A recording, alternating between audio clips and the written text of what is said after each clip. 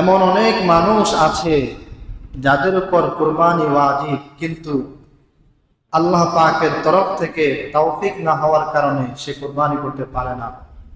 উদাহরণস্বরূপ, ওনার ছেলে থাকে বাহিরে, মেয়ে থাকে শহরে, এক একজন এক এক জায়গায়, উনি থাকে গ্রামে।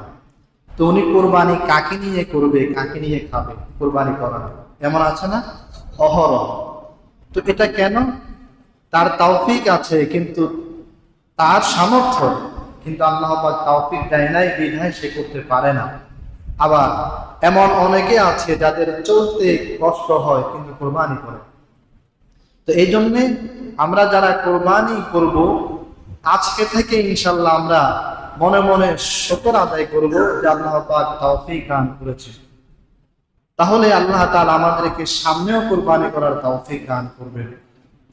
আর যারা কুরবানি করতে পারছি না, তারা অন্তরে ব্যথা অনুভব করব যে যদি কুরবানি করতে পারতাম, এমন একটি আশা অন্তরে রাখবো।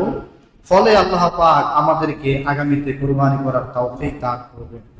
সর্বোপরি আমরা আজকে থেকেই আনন্দে আমাদের প্রতিটি গ্রাম, প্রতিটি শহর, আমাদের বাড়ি মহল্লায় আমরা আনন্দে থাকবো যে আগামীকাল কুরবানি।